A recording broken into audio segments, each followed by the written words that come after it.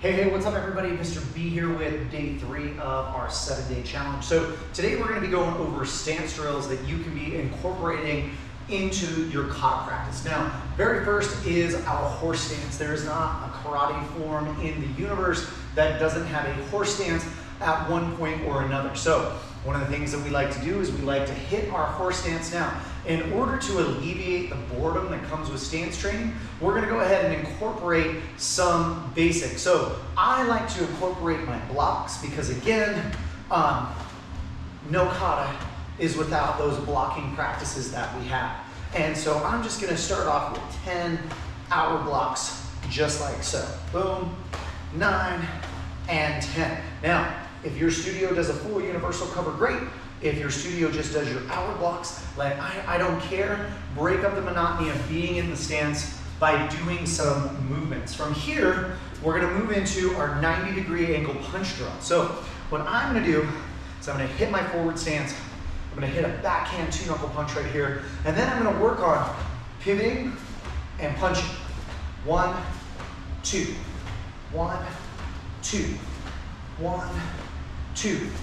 Focus on where your arm is, focus on where your eyes are, okay? A big part of our kata practice is being able to demonstrate us hitting our opponent and knowing where they are. Boom. Now, on this drill, you can do it one of 2 ways. You can keep your opponent here on the front line, or you can change, boom, your focus on this line as you pivot.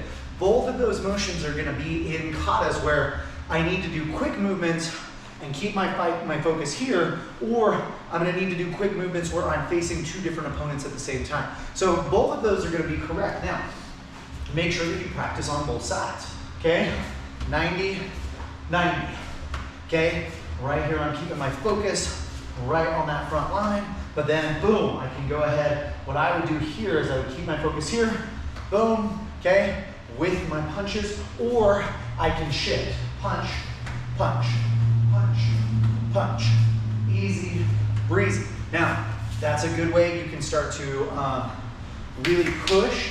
So you can do 1, like so, or you can do 1, 2, or you can make a 1, 2, 3, 1, 2, 3, 4. Okay, whatever you need to increase that tempo that you're trying to achieve for your kata. Now, our next one is gonna be our back stance drill. Now, we do this, we call this a Hwarang drill. So those of you that know the Taekwondo form, Hwarang, you will know this footwork. So when we do Hwarang, okay, the traditional part of the kata is to do a box block followed by a smash into a nice punch. And you'll notice that I did 3 separate stances there. Now, because traditionally Hwarang does this on one side, in an effort not to confuse my students, all right, I changed the handwork so that it's both sides and it's not gonna mess up what they're doing in their kata training, but the stance movement is gonna help them out. So what we like to do is we like to start in our back stance,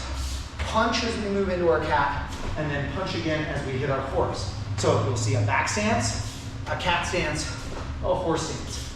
Back, cat, horse. Back, cat, horse. Back, cat, horse. And when you do this back, you can either hit the 45 with your focus, or, because we like to be 3D, straight on your focus, these punches, move. And then of course, make sure you're getting both sides. Hit, hit. 1, hit, hit. And try to get a little bit deeper every single time. Now, the next thing that we're gonna do is some kicking motions. So this is what we call our H-form 1 drill. We're gonna hit our block punch, and we're gonna go ahead and kick, block, punch. Kick, block, punch. Kick, block, punch. Now, how I like to do this is I like to have my students start at the far end of the studio. We march down and then reset. March down, reset.